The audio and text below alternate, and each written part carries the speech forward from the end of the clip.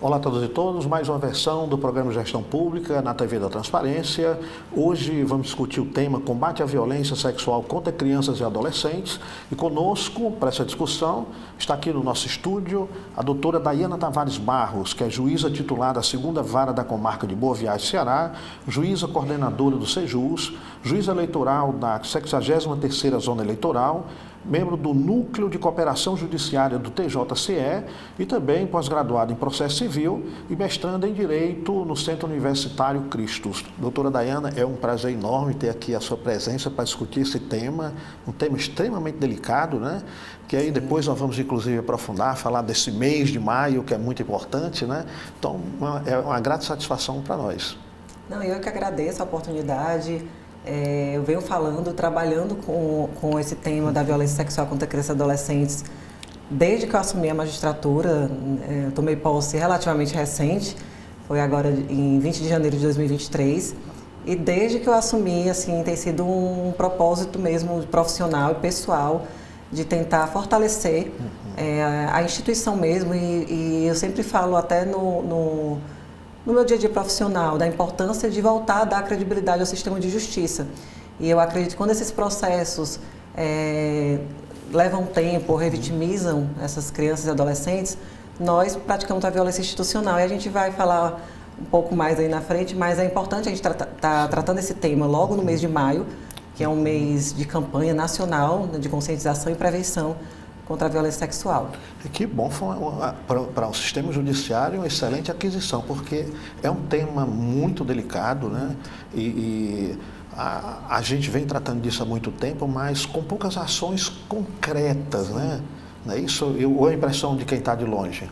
Tem muitas ações, o judiciário sempre está atuando, até porque nós exercemos, eu falo enquanto judiciário, né? A gente tem um papel mais neutro nisso tudo, mas de toda forma ativo. Então tem feito sim muitas campanhas, por exemplo, esse ano, inclusive, com a gestão do novo presidente, que é o presidente Heráclito, uma das pautas dele de gestão é o fortalecimento da infância, né? Ele deixou bem expresso isso na posse dele e tem sido fortalecido, né? tem fortalecido isso dentro da instituição, do Tribunal de Justiça. Então é importante, mas é um novo olhar. Né? Geralmente essas crianças e adolescentes, elas são esquecidas um pouco, né? Nessa situação de vulnerabilidade. O foco sempre vem muito para a questão da violência de gênero, né? Contra a mulher, e é super importante, mas eu também sinto que a infância precisa ser vista como prioridade, né? Como determina a Constituição, como determina o ECA. Perfeito. Eu queria trazer aqui para a gente dar logo uma geral em termos de violência, né? Não só a violência sexual, mas a violência de uma maneira mais completa, né? Até para a gente explorar um pouco, né? Que violências se abatem mais sobre a criança e adolescente, né? Eu vou pedir aqui o Tiago para nos trazer o primeiro slide, né? Em que a gente tem na verdade, a manchete do G1, né? Em que nós temos a informação recente, né? Que em 10 anos crescem os ataques contra crianças e adolescentes no Brasil. Essa matéria recente, agora de 2025, ela vem trazendo dados de 2013 a 2023 e diz que o número de crianças e adolescentes vítimas da violência, a violência de um modo em geral, né, saltou de 35 mil para 115 mil, ou seja, crescimento aí de em torno de 200%, né? Quer dizer, algo extraordinário, né, em termos de crescimento, né? As mais novas, né, ou seja, a faixa etária mais jovem, aí até 4 anos, são as principais vítimas de abandono e falta de cuidados. Depois eu queria uma explicação para essa questão. E adolescentes até 19 são os maiores alvos da violência física. E entre 4 e 14, as ameaças são a violência psicológica e sexual, que depois a gente trata com mais cuidado, né? Esse aumento aí de 2013 a 2023, um período de 10 anos, né? É informação, foi canais de divulgação, essa violência está chegando entre nós agora e está sendo registrada, ou houve uma explosão de violência? Na verdade, eu entendo, até porque tem esses dados que saem muito também no relatório do Ministério da Saúde, né, na Unicef, tem vários dados nesse sentido, mas eu acredito que seja realmente a informação. E os casos de subnotificação, que são muitos ainda, e a gente precisa fortalecer. Por isso que é importante fortalecer a rede dos municípios que compõem o Ceará, porque a subnotificação faz com que esses números não estejam aparecendo. Então, assim, quando está aumentando é porque os canais de divulgação de denúncia também estão sendo fortalecidos. Ou seja, a gente tem lugares de denúncia, órgãos de denúncia, mas eles são concentrados nas capitais e grandes cidades, é isso? Não, todos os canais de denúncia são em todo o estado, né? Todo o Brasil. O Disque 100, por exemplo, é o mais conhecido. Mas precisa fortalecer em como essas crianças e adolescentes, por exemplo, são acolhidas dentro dessa rede. Porque, por exemplo, acontece dessas crianças não se sentirem seguras de relatar uma situação de abuso e não ter os encaminhamentos devidos dentro da rede e aí não chegar nas autoridades, policial, Ministério Público, até o Judiciário, e aí ser só mais um caso dentro da estatística que não foi computado. Então acontece muito. E quando a gente fortalece essa rede e tem os encaminhamentos através de fluxos corretos dentro dessa rede, essa vítima ela vai se sentir segura de denunciar. Então, quanto mais a gente informa, mais mostra esses canais.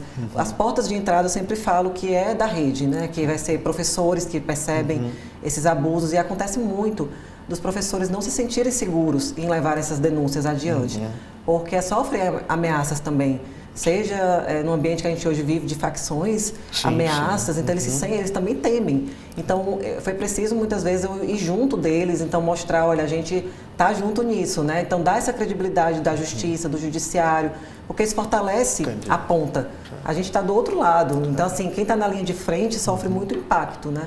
A violência física, a gente tem um certo reforço cultural para essa violência e talvez até dificulta a vizinhança de comunicar, achando, por exemplo, que é natural ali colocar a criança de castigo, dar umas palmadas, só que essas palmadas muitas vezes vai muito além de palmada. Eu digo isso porque né, a gente ainda assiste né, esse comportamento de o cuidar da criança, né, é um cuidar que extrapola muito, né? Eu acredito também que inverter um pouco também a educação. Sim. Os pais se omitem muito, a família é a base. Acho que a Constituição ela deixa bem clara isso. Mas tem sido delegado muito esses cuidados da infância para os outros agentes, seja na escola. Então, assim, a gente não pode omitir o dever, né, as responsabilidades de cada um.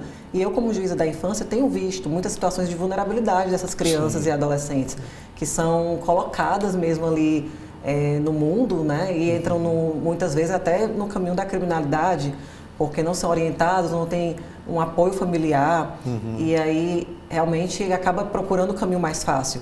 Então, essas situações de vulnerabilidade é que a gente precisa estar atento. A questão da violência física, das agressões, é uma questão ainda muito cultural, ainda vem muito do machismo, né, da dominância, do superpoder, e isso também tem relação com a violência sexual. Porque, geralmente, a violência sexual ela ocorre dentro do lar, na maioria dos casos, por aquelas pessoas que têm o dever de cuidado. Então, é o pai, é um padrasto, é um tio, um irmão. Então, aquela criança, muitas vezes, ela acha que ali não é o errado, que é o normal, porque ela não tem o conhecimento da situação do que é um abuso. E nesses fluxos, nesses projetos que eu tenho desenvolvido, eu busco muito entrar nas escolas, falar com essas crianças, né, mostrar o que é uma situação de abuso, qual é o toque que não é permitido. E dentro dessas palestras, muitas vezes, saem muitas denúncias. Eu já tive uma situação numa escola que depois de uma palestra eu pedi para eles anotarem num papelzinho o que eles tinham alguma pergunta de forma anônima. E, surpreendentemente, numa dessas perguntas tinha alguma criança, né, falou por que eles abusam da gente. Então, ali já demonstra que está havendo uma situação de abuso, e aí eu já pedi para poder acionei ali, para poder descobrir, né, e dar um acompanhamento, verificar, mas é constante a situação de abuso. E as ameaças que essas crianças sofrem também, para não contar, para dizer que não conte, porque ameaça até a própria mãe, né, e fora a omissão da própria mãe nisso, que muitas vezes elas, por ter um companheiro, prefere estar com esse companheiro, mesmo sabendo e tendo completa convicção de que ele abusa da sua filha. A violência dentro de casa. Violência dentro de casa. E vou além. A violência sexual e a violência contra a criança e adolescente, ela também está inserida dentro desse contexto de violência doméstica também, né? Porque existe um ciclo de violência que essa mulher não consegue romper. E aí essa criança vive inserida nesse meio e acaba repetindo esse ciclo, se relacionando com pessoas também que praticam essa violência, reproduz. Então é difícil romper a estrutura, né? A gente tentar entrar, se inserir e romper com falar é muito fácil, eu sempre falo, Sim. falar é super fácil. Sim. Mas se colocar nesse lugar, né, e dizer assim, olha, como a gente pode fazer para resolver essa violência que está simplesmente em todos os lugares. A gente não sabe a dimensão que hoje está a violência sexual contra a criança e adolescente, mas todo dia, se abrir as notícias no jornal, vai sair alguma de violência contra a criança e adolescente. E eu, como juíza da infância e no interior, que eu sou juíza em Boa Viagem, é claro o quanto a gente tem combatido, mas os casos não param de aparecer. E também eu não acho isso que seja negativo. Sim. Porque se os casos estão surgindo e aparecendo, é porque as pessoas estão denunciando também. E é importante essa denúncia. E é importante que elas entendam que estão seguras ao denunciar. Então, por isso que é importante esse trabalho, tanto em rede, junto com essas pessoas que estão na linha de frente, Conselho Tutelar principalmente, eu admiro muito o trabalho deles, porque é pouco valorizado, mas eles têm um trabalho essencial. Então, sempre eu estou em parceria com eles, é importante que o judiciário esteja. E também para poder chegar nesse outro fluxo que a gente vai falar, que já é do depoimento especial, quando a gente vai ouvir essa vítima em juízo. Doutora, só uma questão, uma dúvida que os dados nos trazem.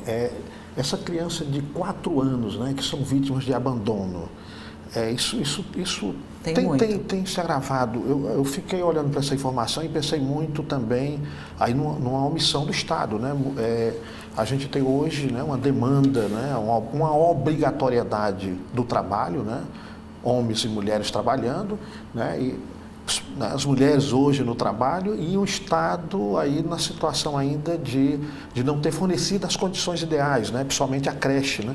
Será que esse dado de alto, né, de abandono, ele está relacionado com esse fato ou tem mais elementos também que justifica essa informação? Eu acho que vai além, sabe? Vai além, né? É uma falta de estrutura familiar que tem uma raiz mais profunda. Sim. Porque essa família que vem já uma mulher, ela muitas vezes inserida nesse contexto de violência doméstica, ela não tem condições também de cuidar de uma criança.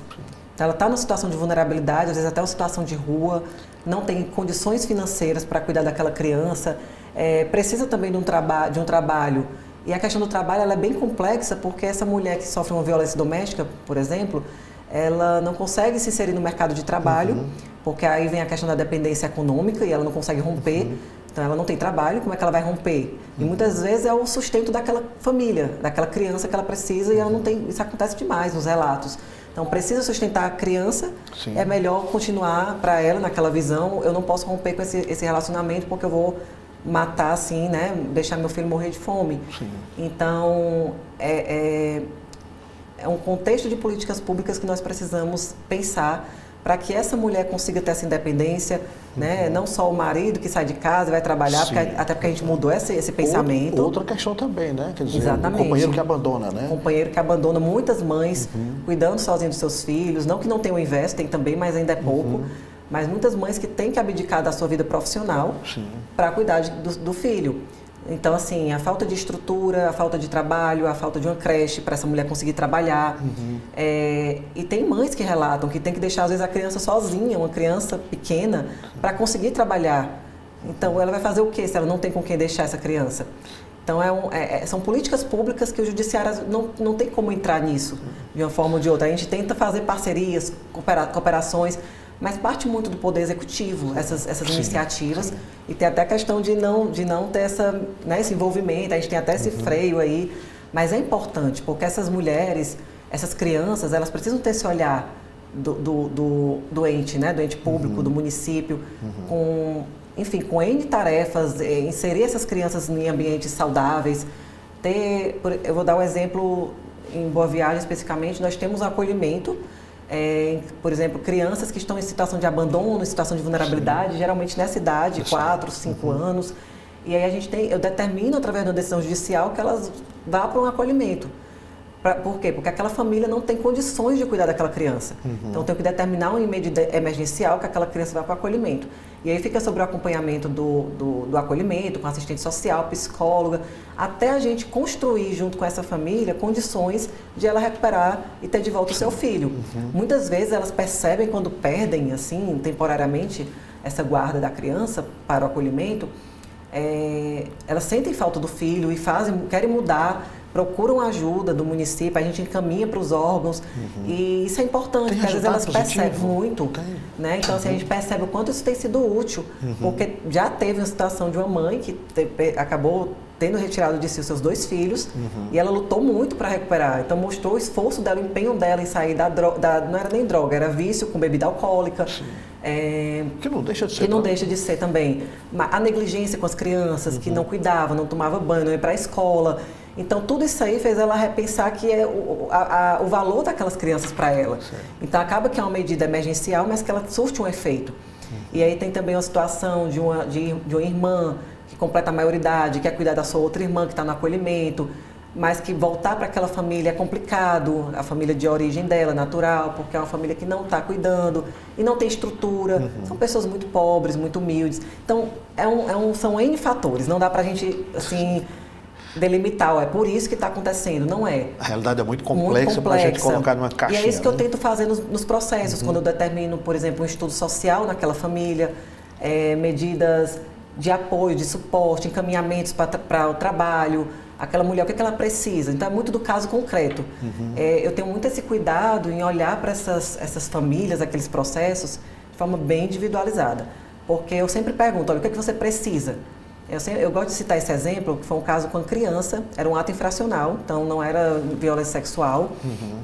E ele era um menino, até citei hoje também na palestra que eu tive na UAB, e bem interessante, porque esse menino ele chegou pra gente, então ele praticou um ato infracional, não me recordo agora qual era o crime exatamente, análogo a qual crime, mas ele, um adolescente, 14 anos, e aí eu vi no rosto dele, assim, um olhar de desespero, de tristeza, e a mãe estava junto, a mãe sem saber o que fazer, porque a mãe trabalhava o dia inteiro para sustentar a família, ela desesperada. Então, assim, às vezes não é só o problema da mãe não querer, ou ser negligente, ou não cuidar.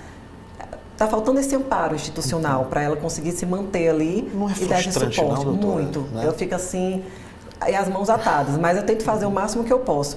E aí, para uma situação, nesse exemplo, né? Eu olhei para ele e disse assim, ele está precisando de alguma coisa. E aí, aqueles relatórios vinham dizendo, não, ele não quer assistir aula, sempre de uma forma muito negativa. Como se, assim, só jogando a culpa para aquele adolescente. E as condições de vida que ele não teve, né? As oportunidades que ele não teve para estar ali naquele momento.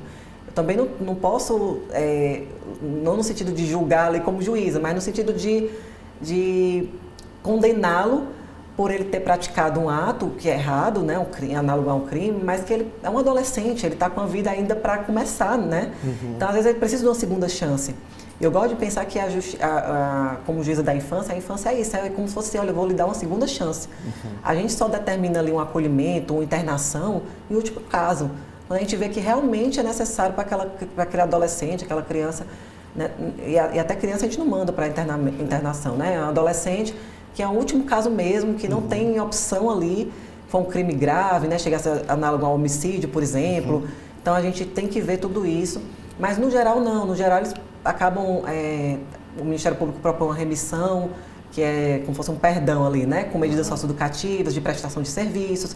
Então, para ele se recompor, né? Voltar a dizer, não, eu quero uma segunda chance. E nesse caso específico me tocou muito, porque ele dizia apenas que ele não queria frequentar a escola, e eu disse assim, olha, mas tem algo além disso. Ele está parecendo notório que ele não está conseguindo se concentrar na escola. Então, por quê? A gente que tem uma condição financeira, a gente procura um médico, um medicamento, às vezes tem um transtorno, um TDAH, algo desse sentido, e ele tinha quem? Porque ele não tem acesso a plano de saúde, é uma pessoa que a mãe não tem condições financeiras, está sozinho. E aí eu perguntei para ele, o que você precisa? Na audiência. E ele, você quer estudar? Ele, eu quero, só que eu não consigo. Ah, você quer um acompanhamento médico? Ele, eu quero. Ou seja, precisava de uma pergunta dessa para ele conseguir manifestar uma vontade.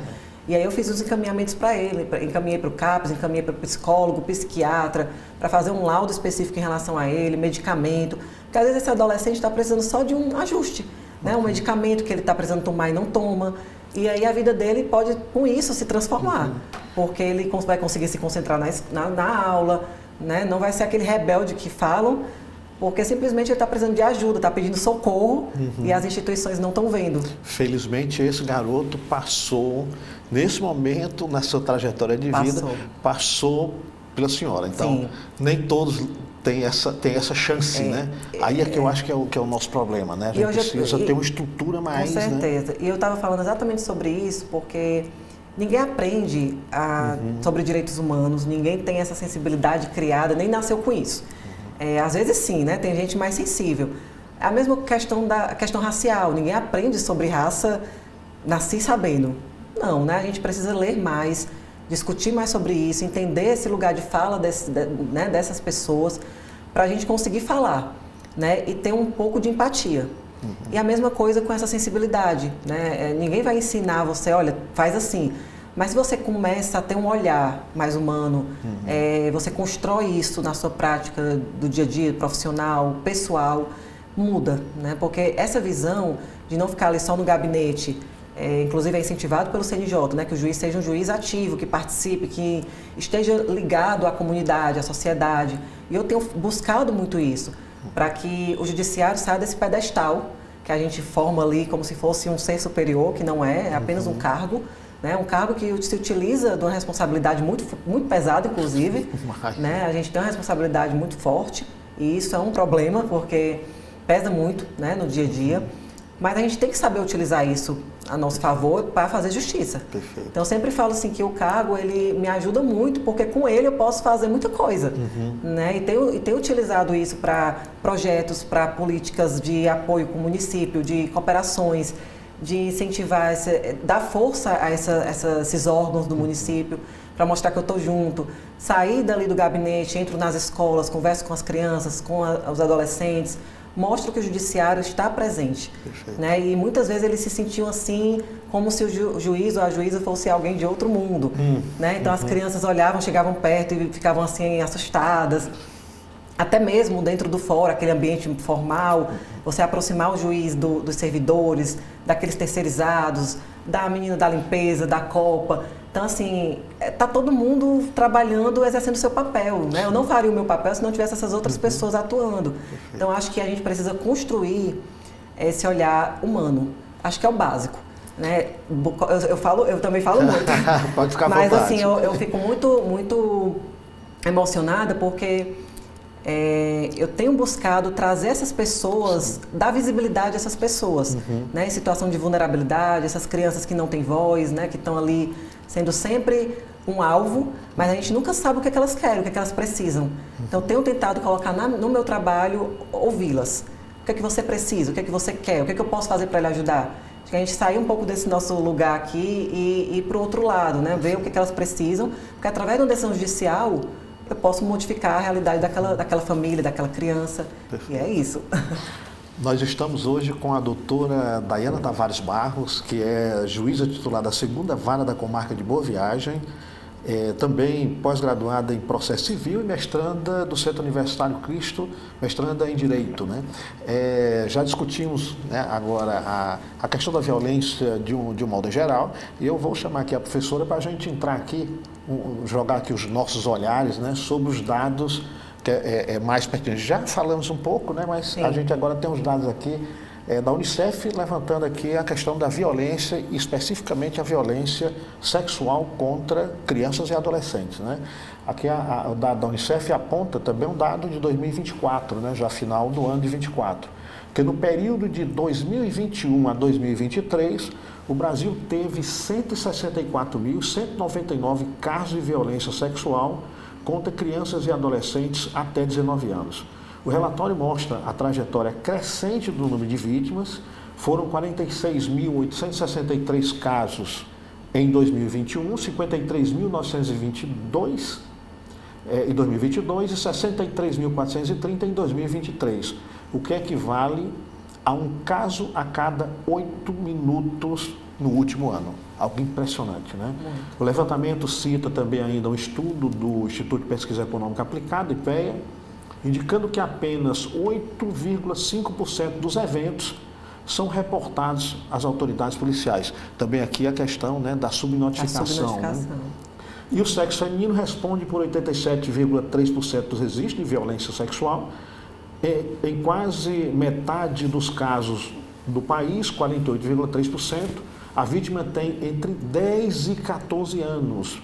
E 52,8% são identificados como negros, né? Um conjunto de pessoas pretas e pardas, que aí tem também uma questão, né, de uma interseção. Sim. Doutora, assustador esse caso, né? Enquanto a gente está conversando aqui, nós tivemos aí aproximadamente quase 4 casos de estupros no país. Muito, muito elevado, e é toda hora, assim, a gente que presencia, assim, tanto no interior quanto na capital, os casos são assustadores. Toda hora, muitos processos, muitas investigações sobre violência sexual contra criança e adolescente, estupro de vulnerável, né, até 14 anos.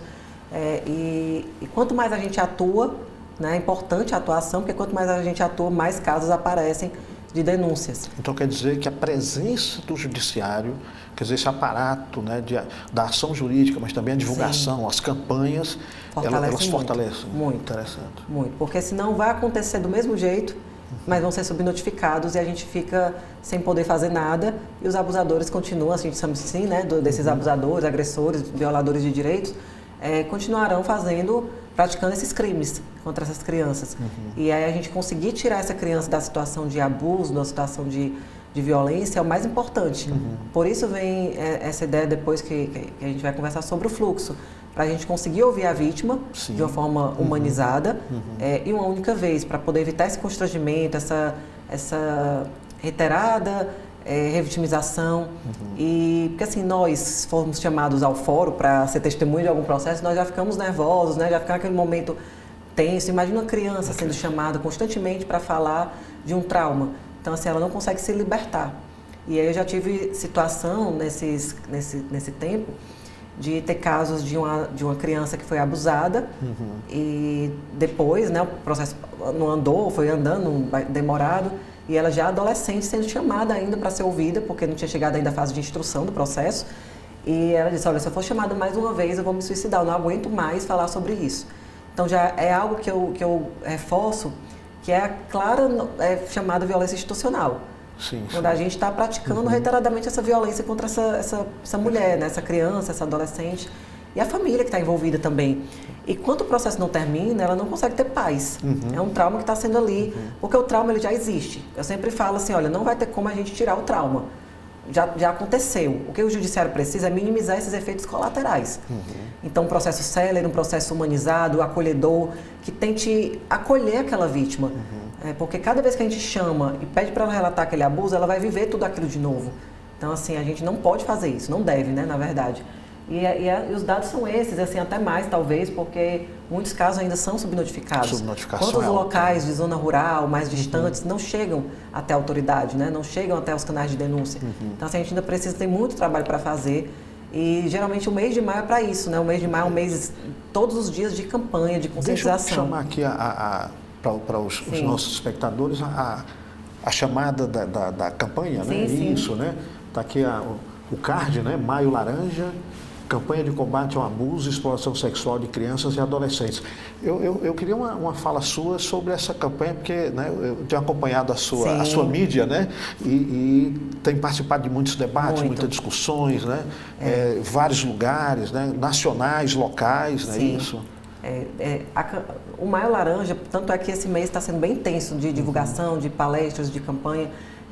O Maio Laranja ele é decorrente exatamente tem o dia 18, né, o dia 18, que é o Dia Nacional do Combate à Violência Sexual. Certo. Isso vem do caso, né, da menina Araceli, que foi violentada, abusada, e aí considerou esse ano, né, são 25 anos, se eu não me engano, agora de comemoração ao 18 de maio, que é da data, né, que foi na época, quando não conseguiu efetivar a justiça para o caso dela. E aí eles escolheram essa data do dia 18 como simbólico para ficar sempre em memória dela e de tantas outras crianças que faleceram, né, até mesmo por uma situação de abuso e de estupro mesmo de vulnerável, né, de violações de direitos.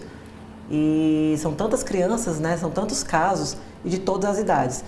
E essa campanha ela é muito forte. Essa semana passada mesmo eu estava em Brasília, lá foi a Semana Nacional de Enfrentamento à Violência Sexual, feita pelo Poder Executivo. Então lá estava até a ministra dos Direitos Humanos, Macaé, bem conhecida, bem atuante nessa pauta da infância, e vários atores do Executivo mesmo, do Conselho Nacional da Infância, Comitê Nacional, secretários, então assim, gente mesmo que está ali na cúpula do governo federal, atuando em projetos, em fluxos, em vários setores no fortalecimento da infância.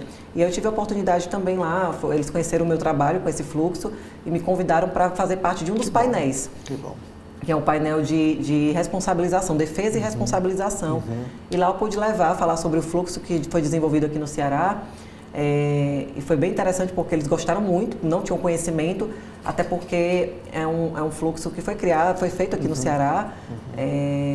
E a falta de padronização tem prejudicado muito essas crianças, porque cada estado faz de uma forma.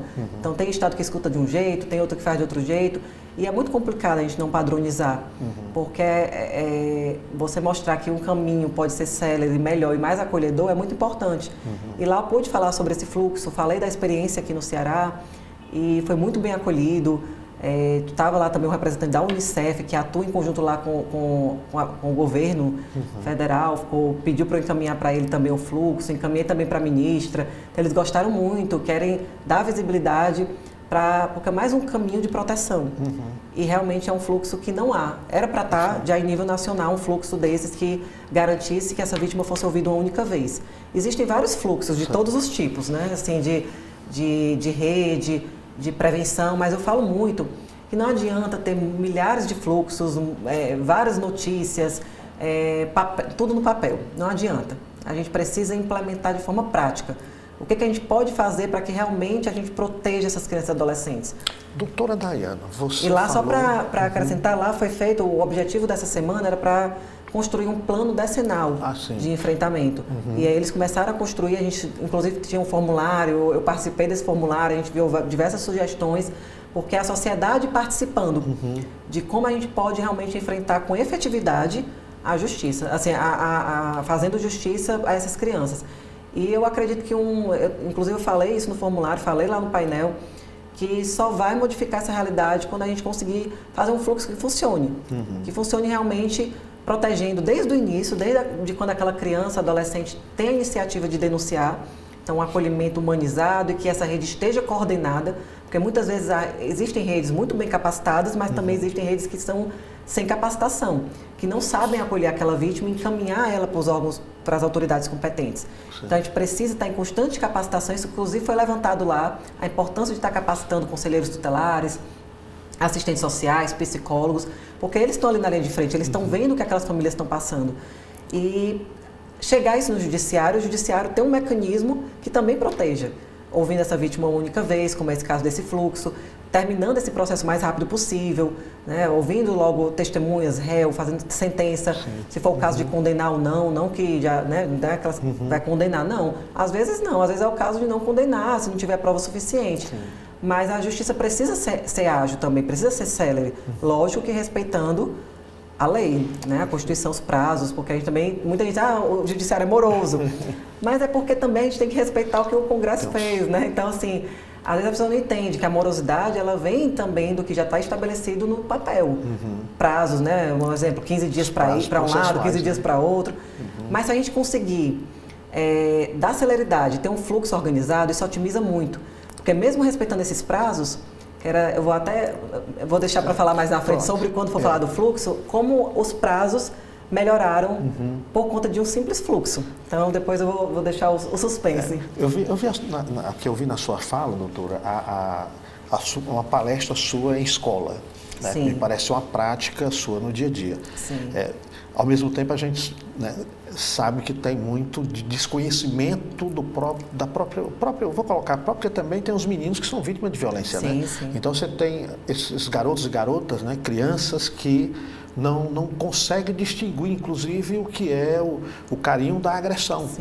Por outro lado, a gente tem uma dificuldade enorme de levar essa discussão para as escolas, inclusive uma discussão preconceituosa, que acha que esse debate não deve ser feito com criança.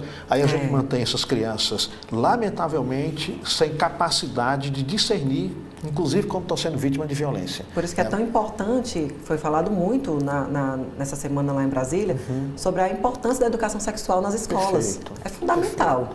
Então, assim, lógico que não vamos chegar ensinando sobre educação sexual para uma criança de 4 anos da mesma forma que um adolescente vai saber estudando sobre aquele assunto. Mas falar sobre de uma forma lúdica, os locais em que não pode ter esse contato, que mesmo sendo um pai ou uma mãe, tem que ter um respeito pelo corpo, dignidade. Então, assim, elas precisam ter esse conhecimento desde muito cedo. É fundamental, né? Eu, por exemplo, tenho 2 filhas pequenas e sempre, desde sempre, eu falo para elas o que pode tocar, o que não pode, o que fazer se alguém tocar, porque a gente não pode achar que a realidade não chega, né? Eventualmente, se chegar, ela saber se proteger. Então, a gente precisa, com informação, que a gente se protege. Essa questão de querer proteger sem informação não dá certo.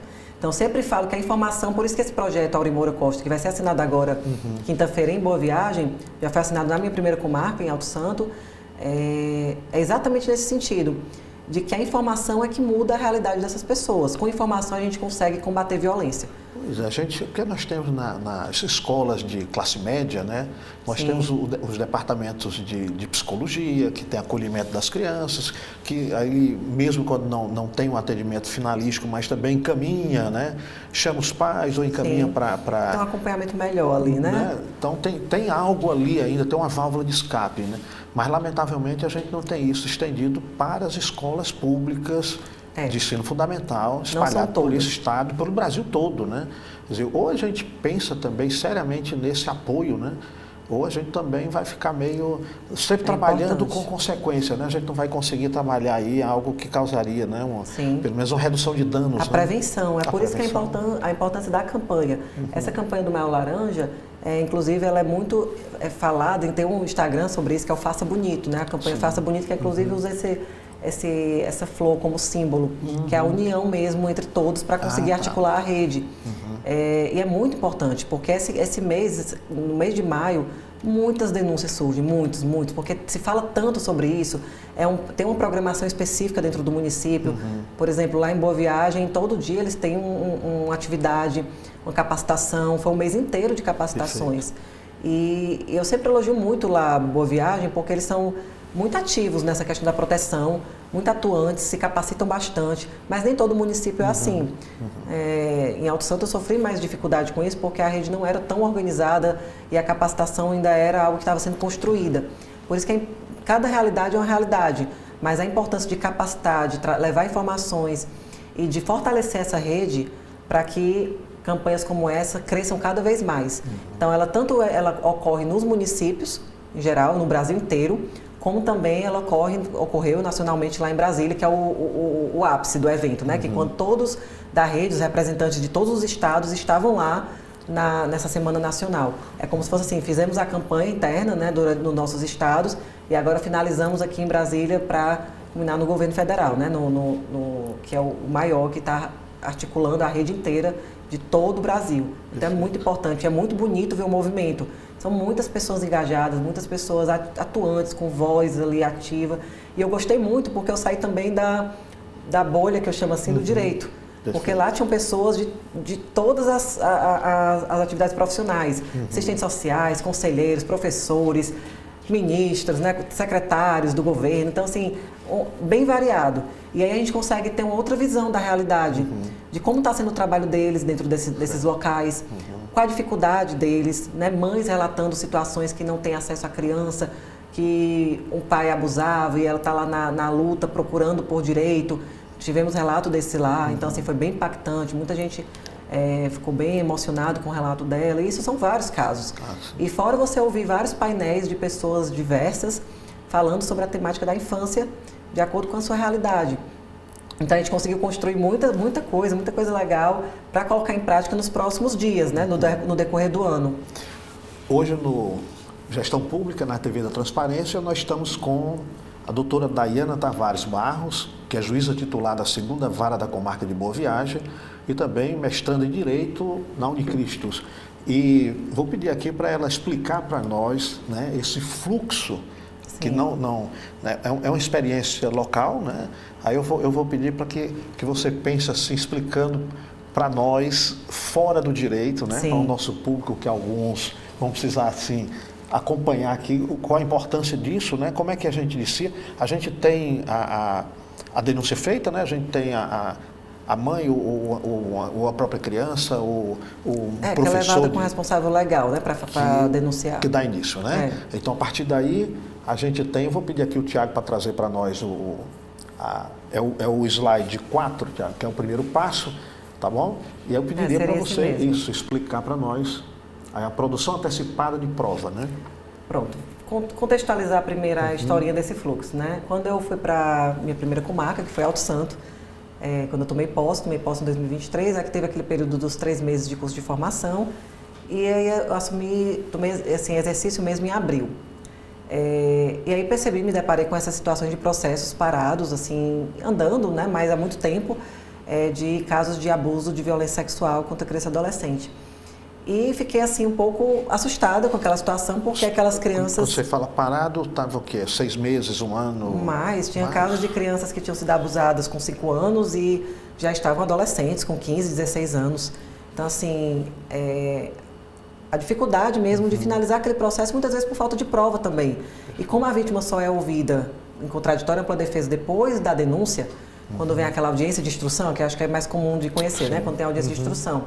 Então, demora muito tempo para acontecer essa audiência, muitas vezes, porque precisa de prova, investigação ali da polícia, no inquérito.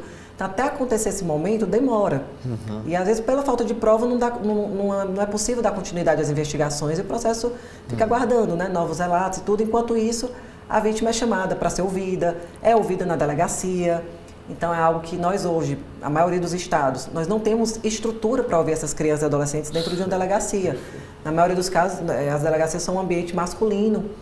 E essas crianças, para irem para a delegacia, já passam também por uma situação de constrangimento. Então, não é recomendado, né? Inclusive, não tem entrevistadores forenses nas delegacias. Alguns estados têm, mas ainda é muito pouco.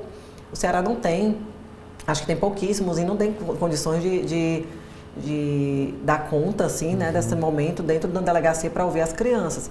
Então, dentro dessa ideia do fluxo, primeiramente, quando eu pensei, a gente poder não ouvir essas vítimas mais na delegacia. Porque como a gente estava conversando daquele momento pré-processo, certo? Quando está ali na rede ainda, que aquela criança procura o conselho tutelar, um professor que soube da violência. Naquele momento inicial, quando a criança procura, ela vai fazer o relato livre. Falar o que houve.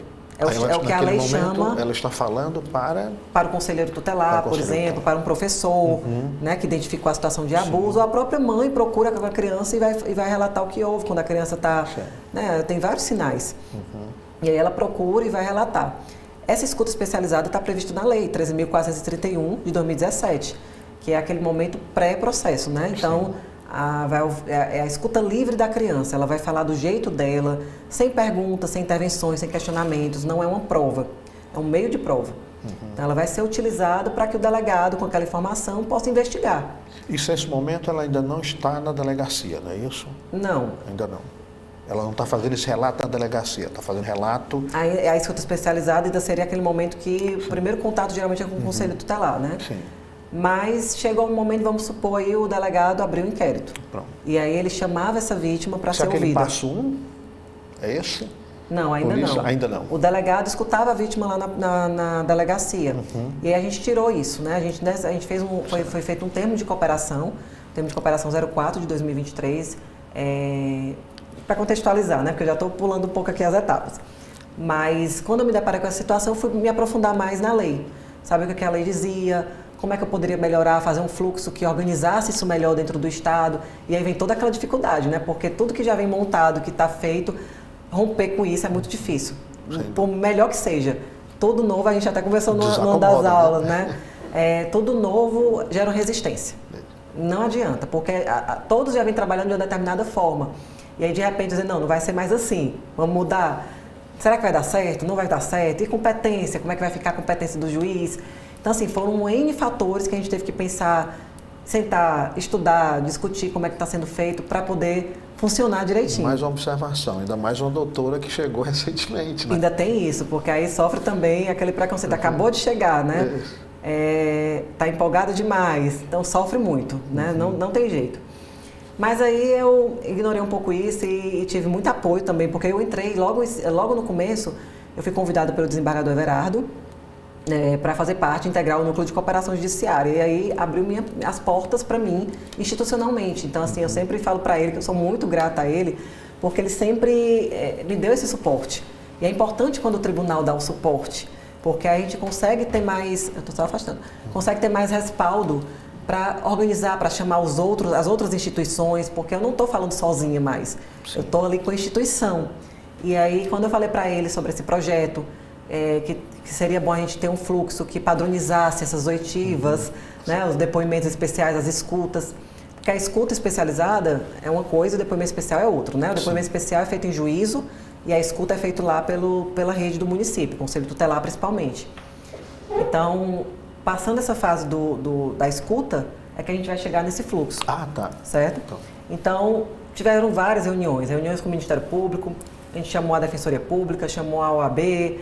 Então, assim, foi comissão, o NUDEP, né, o Núcleo de Depoimento Especial do Tribunal. Tudo isso estava no campo das ideias. Tudo no campo das ideias. Né? Então, primeiro eu fiz um fluxo bem simples, como se fosse um círculozinho só. Sai daqui, vai para cá, bem simples. Esse fluxo, do jeito que está aí, já foi uma parceria com o Laboratório de Inovação, o ELC, que sempre está, assim, me ajuda nessas minhas ideias de projetos e tudo. E como o CNJ tem muito essa questão da política da inovação, da linguagem simples, a gente construiu esse fluxo, eu fui falando todas as ideias para ele montou em desenho, né, em linguagem simples, para facilitar a comunicação com a sociedade, com as outras instituições, e aí surgiu esse fluxo todo bonitinho, né, que ele me ajuda sempre. A gente tem vários outros projetos também em andamento e finalizados. Por exemplo, a gente fez um agora que é o da busca e apreensão, mandados de busca e apreensão e alienação fiduciária. Eu já fui oficial de justiça. E eu sentia muita dificuldade de explicar para as partes o que eu estava fazendo ali, que eu ia tirar o bem dela e que ela tinha um prazo de 5 dias para pagar a dívida. E as pessoas não entendiam o que fazer e tudo. E aí a gente fez, recente também, um mandado em linguagem simples para o oficial de justiça, quando for cumprir, lá tem tudo bem explicadinho. Então diz para o que a pessoa precisa fazer, o prazo que ela tem, para onde vai o bem, o contato. E a gente está trabalhando com a cooperação com os bancos, para ter um acesso direto entre a parte e o banco negociar aquela dívida naquele prazo. Então, várias ideias que vão surgindo para a gente melhorar o acesso à justiça. Mas vou fugir do tema, não. Temos outro também falando sobre a curatela, tomar decisão apoiada, que é da pessoa. Esses são temas para outros momentos. Já fica o espaço aberto para discutir. Então, assim, tem sido muito bom, porque era outra demanda da gente também com essa questão da pessoa com deficiência, da pessoa idosa. E aí já foi assinado esse termo também pelo tribunal, então foi outro termo que eu levei para lá. E é muito importante porque muitas pessoas entram com esses pedidos de interdição, que é o último caso, para conseguir benefícios previdenciários. Então, esse termo tem ajudado para a gente conseguir combater essa burla ao sistema, né? Mas vamos voltar. E aí, quando a gente desenhou, isso facilitou muito, mas teve que pensar várias coisas por trás disso, né? Isso aí já é o resultado. Certo. Então, quando eu levei, a gente marcou reuniões e foi vendo, olha, como é que pode ser feito? Porque aqui no Ceará nós temos núcleos de custódia, que são os juízes de garantias. Acho que já é mais comum, né? Ouvir falar sobre eles. Nós temos 7 núcleos de custódias no Ceará. Muitos tribunais, muitos estados ainda não têm os juízes de garantias instalados, implementados. O CNJ, com a resolução 562 de 2024, deu prazo de 2 anos, prorrogáveis por mais 2, para que todos os tribunais tenham juiz de garantias. Então, assim, é uma obrigação, né? Nós estamos bem no Ceará? Nós já temos. Já temos e já tínhamos antes. Quando veio aquela discussão lá com a STF, né, da inconstitucionalidade ou não, do pacote anticrime, juiz de garantias, acredito que a nossa primeira resolução que tratou sobre isso foi de 2020 ou 2021. Ela era bem antiga, mas ainda não tinha um fluxo, era só mesmo para tratar sobre as custódias, né, a questão da legalidade, da prisão em flagrante, aquela coisa toda. E quando veio a resolução do CNJ, a gente agora tem que adaptar para o juiz de garantias. E aí a gente conseguiu adaptar, atualizou a minuta, que é a resolução 14 de 2024, e a gente conseguiu incluir, inclusive, na resolução, a gente fez uma redaçãozinha, né, pelo núcleo de cooperação, eu enviei, através do processo administrativo, enviei um projeto de uma minuta para inserir nessa resolução, incluindo esse fluxo, incluindo a produção antecipada de prova nas situações de violência contra criança e adolescente, e foi inserida. Hoje está no artigo 3º, inciso 3 da resolução. Eu vou pedir aqui o Tiago para reprojetar, né, para a gente explicar esse passo a passo. Certo, vou entrar agora nele. Isso, podemos entrar nele? Pode. Tiago, vou pedir para que você faça isso, aí a gente passa 1 e 2 e vem logo na sequência, tá certo? Pronto. Nesse caso aí, o que acontecia? A gente, antes, como eu tinha dito, escutava na delegacia. Então, a gente tirou essa fase de escutar na delegacia. Quando o delegado ou o Ministério Público recebe essa informação, essa denúncia do Conselho Tutelar, eles fazem um relatório e encaminham para as autoridades. Então, o que eles vão fazer? A polícia ou o Ministério Público solicita em 24 horas a produção antecipada de prova. Essa classe é classe processual, então não precisa se atentar muito a isso. Quem vai atuar nisso aí diretamente é dentro do sistema, né? A gente tem 2 sistemas que funcionam hoje no Ceará, que é o PJE e o SAGE.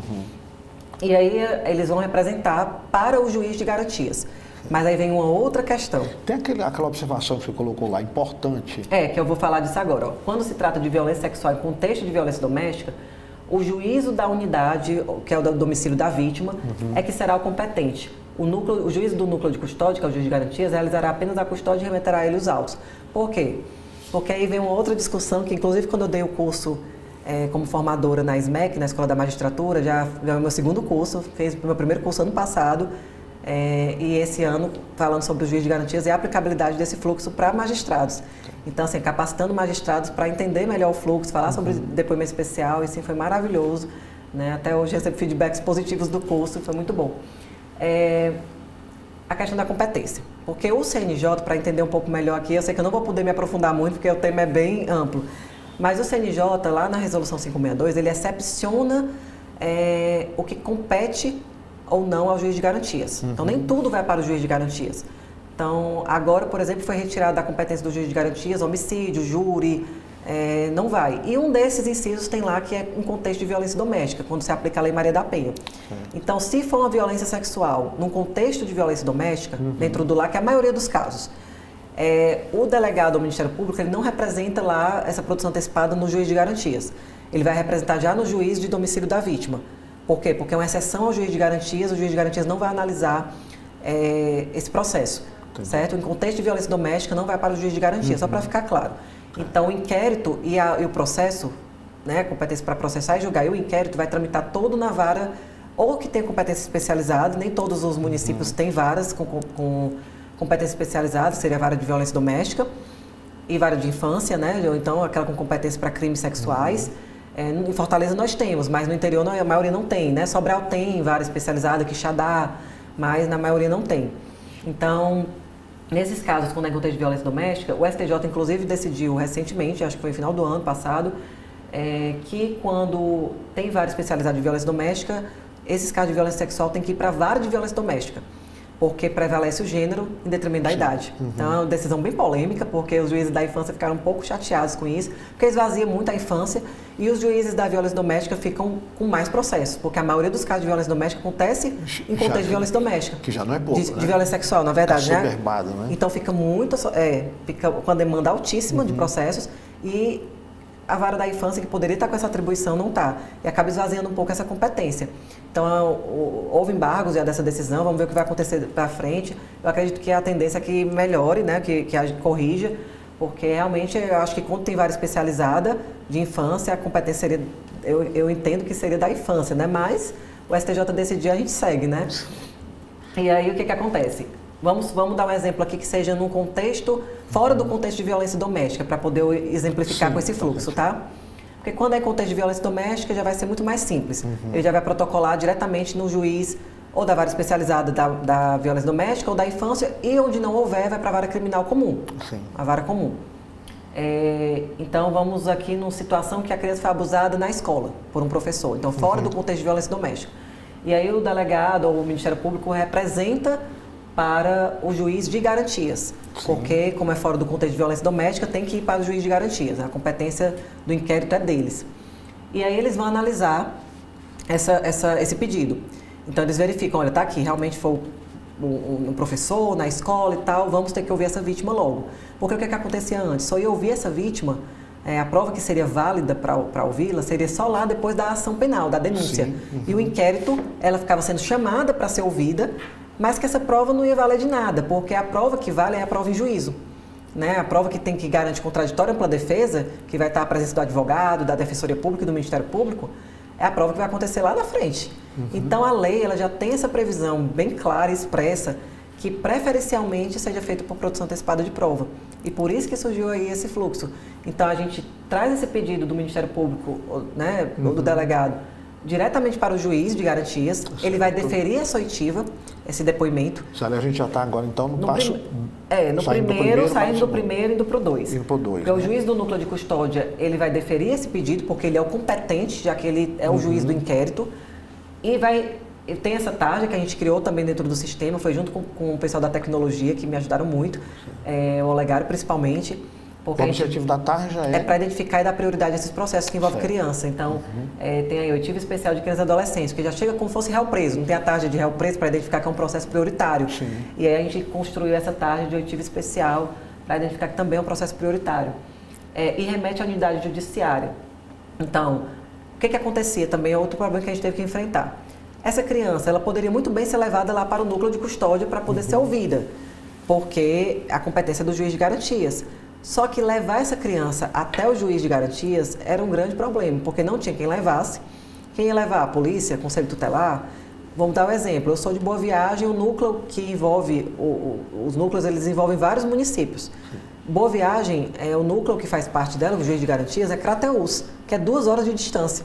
Como é que levaria essa criança para lá sem passar por uma situação de abuso, de constrangimento? Porque ela ia ser levada do seu local até um outro local. Então, assim, primeiro que interior todo mundo fica sabendo de tudo. Aquela criança já ficaria numa situação de constrangedora. E fora que o núcleo de custódia não é um ambiente para criança. Porque lá toda hora, todo instante está vindo presos para serem feita a custódia deles. Então não tem como essa criança estar em contato com esses presos. Então, pensando nisso e de acordo também com jurisprudência do STJ, e também jurisprudência que eu já vi do TJ Paraná, nesse sentido, de relativizar a competência, e aí a gente conseguiu sair disso, principalmente pela cooperação judiciária. Lá no 2 diz que a gente utiliza a cooperação, a movimentação de cooperação judiciária, que é da TPU, que é uma tabela de unificação dada pelo próprio CNJ. Então, o que acontecia antes? Era enviado esses processos por carta precatória. E quem é do direito sabe o quanto é complicado a carta precatória. Porque a carta precatória ela vai, mas a gente nunca mais recebe de volta. Então, para tirar esse problema, a gente colocou também, foi um outro trabalho difícil, porque teve que quebrar, eu não sei muitos termos técnicos da tecnologia, da TI, mas ele disse que tinha que fazer vários ajustes lá para inserir essa movimentação dentro do sistema, porque aí o que acontece agora? Quando o juiz de garantias, ele envia para o juiz do domicílio da vítima ouvir essa vítima sem ser por carta precatória e através de uma movimentação, o processo já cai direto na fila do juiz. Então o processo não se perde. A movimentação por cooperação ela é muito, e aí, muito então rápida. Que a gente chega no passo 3. Isso. É isso? Então, assim, chegou lá, não vai se perder, o processo vai estar identificado, chegou já na fila do juiz, do domicílio da vítima, ele já vai realizar agora o depoimento especial. Então, a unidade titular dá máxima prioridade ao pedido. Então, por exemplo, lá em Boa Viagem, nós temos uma entrevistadora forense capacitada, que foi decorrente, inclusive, desse termo de cooperação, o termo de cooperação 04/2023. Nós não tínhamos uma quantidade razoável de entrevistadores, tínhamos 3, 4 para dar conta do Ceará inteiro, e aí acabava priorizando os réus presos, E aí, com o termo, a desembargadora responsável pelo NUDEP, a desembargadora Tereza, que ajudou muito a gente com o termo de cooperação, capacitou entrevistadores forenses, e aí, numa medida emergencial, sugerida pelo termo, foi de capacitar servidores ou cedidos, que a gente não tem ainda um quadro de servidores completos, para poder fazer o curso e se capacitar. Porque o que acontece? Quando a gente tem um entrevistador desses próximo, dentro da comarca, como é o meu caso, quando chega uma demanda de depoimento especial, a gente marca para o mais rápido possível. É coisa de 1 semana, 2 semanas, 1 mês para fazer. Respeitando, lógico, o tempo das intimações, que tem pelo menos aqueles 15 dias para intimar as partes. Mas tem sido muito, muito rápido. E a gente tem uma entrevistadora forense agora no nosso município e praticamente como foi capacitado, foi mais ou menos em torno de 40 entrevistadores. Então, assim, a gente consegue ter uma quantidade maior agora no Ceará para dar conta das demandas que são gigantescas. O que nos leva para esse passo 4, é isso? No 3, ainda queria ressaltar aqui, porque o que ele vai fazer? O juiz do domicílio da vítima, ele tem que fazer as intimações. Então, ele vai intimar o Ministério Público para o depoimento, vai entrar em contato, através do NUDEP, solicitando o entrevistador forense, onde não tem. Na nossa comarca tem, então a gente já aciona o NUDEP, já informa que a gente tem, já chama para marcar o dia da audiência e já está ali com ela. Intima a Defensoria Pública, se não tiver advogado, Se tiver advogado, porque a gente vai intimar o réu. E aí o réu vai dizer se tem advogado, se não tiver, vai ser a Defensoria Pública. Inclusive, decorrente do termo de cooperação também, muitas comarcas do Ceará, muitos municípios não têm defensor público atuando. Então, existe foi uma parceria dentro dessa cooperação para que nós tenhamos um defensor público plantonista. Nós temos hoje, caso uma comarca não tenha, ela aciona através de um e-mail a Defensoria Pública e eles colocam um defensor público para atuar no processo. Então, assim, foi tudo muito bem organizado. E aí chama a vítima, né?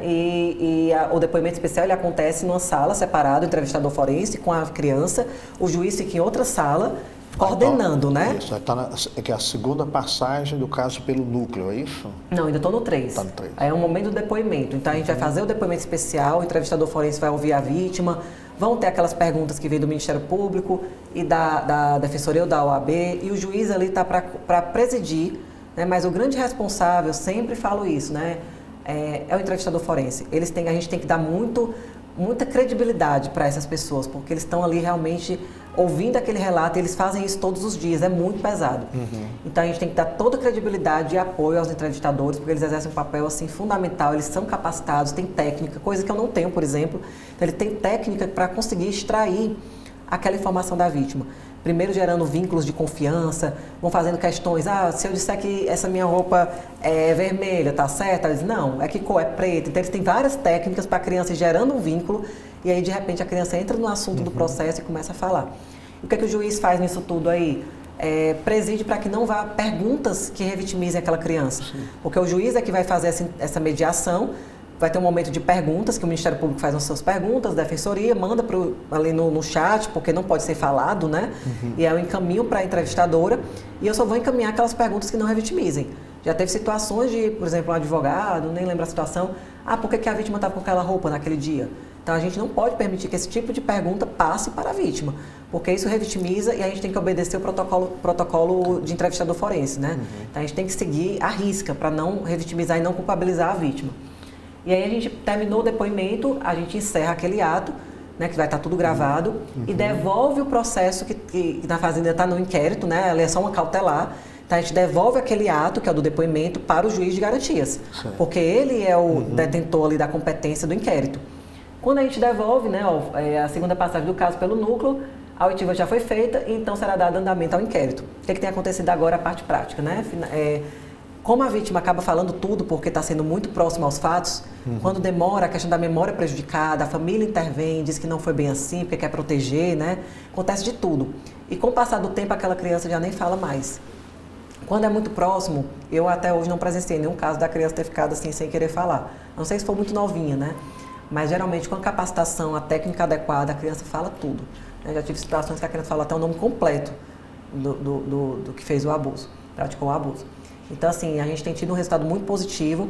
E aí, naquele momento da audiência, do depoimento, o Ministério Público já fica atento, porque se a criança fala que está sendo abusada ali pelo pai, dentro do lar, imediatamente o Ministério Público já representa requerendo a prisão ou afastamento do lar. Porque o que acontecia antes, como não tinha esse depoimento garantindo ali o contraditório pela defesa, tinha que ser escutado só lá na frente, a criança, mesmo tendo denunciado, sendo ouvida várias vezes, continuava sofrendo os abusos dentro do lar. Ficava em contato, porque não era nada feito. Então, quando a gente coloca para frente, né, logo após os fatos, a criança, naquele momento que ela relatou e a gente verifica que tem uma situação ali emergencial, a gente intervém e age, né? Então, imediatamente eu retiro do lar aquela pessoa, né? Ou se for um caso bem grave, quando a criança fala, né, que teve o estupro mesmo, tudo, ou então se gerou alguma dúvida, a gente afasta do lar. Então a gente toma as medidas mais importantes e mais urgentes, que é proteger aquela vítima. E aí aquela criança sai da situação de abuso, às vezes não consegue mais ficar em casa, então a gente encaminha para família, né, outros familiares, ou principalmente tirar aquele abusador do lar, porque a criança não é a culpada. Né? A gente às vezes quer tirar a vítima do seu local, da sua família, e deixar o abusador, né, lá naquele lar. E aí já parte para a finalização do inquérito. Aí voltou lá para o juiz de garantias, como já tem essa informação, né, já está com tudo bem detalhado, a vítima falou, o Ministério Público praticamente, quando volta de lá, ele já faz a denúncia. Pelo adiantamento do nosso tempo, eu vou pedir aqui rapidamente para a gente fechar ali nesses 6. Pronto, já vou encerrar. Então, assim, como o Ministério Público já oferece a denúncia muito rápido, isso tem durado coisa de 1 mês, 2 meses para oferecer a denúncia. Já volta o processo lá para o juiz competente, que já é o juiz da unidade, né, do domicílio da vítima, e aí ele já vai marcar audiência de instrução para ouvir testemunhas e o réu, ou seja, não vai mais ouvir a vítima, que ela já foi ouvida como produção antecipada, e já faz a sentença. Então, para finalizar minha fala aqui, para dar um exemplo de como esse fluxo tem sido importante na proteção dessas crianças e adolescentes, eu tenho falado com diversos colegas magistrados, né? Então, processos que antes demoravam 5, 10, 15 anos para terminar, hoje, com fluxo, quando tem situação de réu preso, que é mais urgente, quando é réu preso, a prioridade é mais rápido que aconteça logo as audiências, porque existe um protocolo dentro com os réus presos de que tem que estar tendo uma avaliação de 90 dias, assim, né, para poder não deixar aquela pessoa presa. Então tem que ter bem esse cuidado. E aí tem sido mais rápido e célere quando tem situações de réu preso. Então, nesses casos de violência sexual com réu preso, juízes têm me relatado que o processo tem terminado todo com sentença com 4 meses. Rapidíssimo. E quando não tem réu preso, que é um processo que já vai poder ali tomar uma medida emergencial ali de tutela, de cautela no início, e aí o réu não está preso, né, está vivendo sua vida, tem sido em torno de 8 meses a 1 ano. Então, assim, a gente tem conseguido realmente dar efetividade e concretizado o que eu tanto quis desde o começo, né, que era conseguir ouvir essa vítima uma única vez, não revitimizar e um processo ser célere, com qualidade. Não adianta ser célere sem ter qualidade. Então, a gente está protegendo não só a vítima, mas também garantindo o direito do réu, que é contraditório, ampla defesa, proteção, com todos os direitos que ele, né, que é devido também, porque tem acesso ao advogado, defensor público, e o processo terminando, né, e essas vítimas podendo ter um resultado útil do processo. Inclusive, até foi um depoimento que um dia desses ali eu postei, pedi autorização da mãe, porque ela, depois de uma audiência, ela veio perguntar, minha filha vai ser ouvida de novo? Eu disse, não, foi a última vez que ela foi ouvida no depoimento especial, não vai ser mais ouvida. E ela chorou muito, se emocionou muito, e nem acreditou que isso ia acontecer, né? Que para ela aquele momento ia acabar. E é importante a gente ver essa resposta da sociedade, porque é isso que faz a gente ver que está no caminho, né? No caminho certo, e que está realmente trazendo justiça não só para a vítima, mas para a família, e voltando a dar um pouco de credibilidade ao sistema de justiça, que é o que eu prezo muito, porque a gente às vezes se sente meio distante, a sociedade se sente distante do judiciário, e muitas vezes a gente escuta aquele tipo de fala, mas não acontece nada, né? Então, vendo o processo terminando em tempo tão curto, ouvindo essas vítimas uma única vez, preservando sua dignidade, fortalecendo as instituições, as pessoas começam agora eu já escuto o contrário, né? As pessoas elogiando, dizendo que o processo está rápido, que aquela pessoa não está mais dentro do lar, que conseguiu afastar, que a criança conseguiu estar com acompanhamento com psicólogo, está conseguindo viver sua vida. Lógico que não vamos tirar o trauma, como eu sempre falo, mas a gente fazer isso dessa forma, a gente minimiza os danos. Perfeito. Então, assim, para mim é o que faz valer a pena, né? Um propósito aí dentro desse trabalho que eu tenho feito aqui no tribunal. Perfeito. Doutora Dayana, é isso. Grato pelas informações e os nossos parabéns, porque é um trabalho belíssimo, né? A gente percebe a riqueza de detalhes, né? Lamentavelmente, o tempo passou. Né? Senão a gente poderia até detalhar um pouco mais. Mas ficamos com espaço aberto, inclusive para depois o outro debate com outros atores também, né? Para explorar um pouco mais o assunto. Então, muito grato pela sua presença, foi para nós aqui muito gratificante essas informações. E eu que agradeço também, porque é uma oportunidade de estar falando e divulgando um projeto. Como eu falei, foi inclusive aprovado, admitido no Inovar ano passado por ser uma boa prática, e outros tribunais também interessados em replicar isso nos seus estados, porque esse fluxo ele já está alinhado com o juiz de garantias, que os tribunais precisam ainda instalar, muitos tribunais. E nós já temos isso no Ceará, então o Ceará sendo pioneiro também. E eu não sei se é o momento, se cabe, né? Posso até também deixar meu Instagram, porque lá, no caso, eu sempre estou divulgando esses trabalhos, esses projetos. Eu acho que a rede social ela tem que ser utilizada para isso, né? Assim, tem tantas coisas que a gente... Um outro ponto também que talvez seja importante falar de como esse mundo da internet, né, do ambiente online é perigoso para as crianças e adolescentes, mas é um tema bem complexo também. Mas é isso, o Instagram é @Dayana, com Y, _Tavares Barros, e lá eu tenho divulgado esses projetos, essas participações em eventos, falando e fortalecendo essa rede, esses fluxos. É importante a gente se unir, né? Porque é uma causa que todos nós temos que estar envolvidos, desde o judiciário até aquele da ponta lá, que está ali, que ouviu de repente um relato de uma criança que está sendo violentada e ele poder saber o que fazer. Porque não adianta, às vezes, um professor ou um porteiro de um prédio, qualquer pessoa, né? Qualquer um de nós pode se deparar numa situação de ouvir um relato, de saber de algo, até no nosso prédio, em qualquer lugar. O que a gente vai fazer com essa informação? Então é preciso a gente saber para onde denunciar, notificar, para que não seja só mais um caso de violência subnotificado. Perfeito. E com essas palavras a gente encerra o programa de hoje e fica o convite aí também para, né, averiguar um pouco mais de informações Sim. no Instagram da doutora Dayana. Obrigada. Muito grato a todos.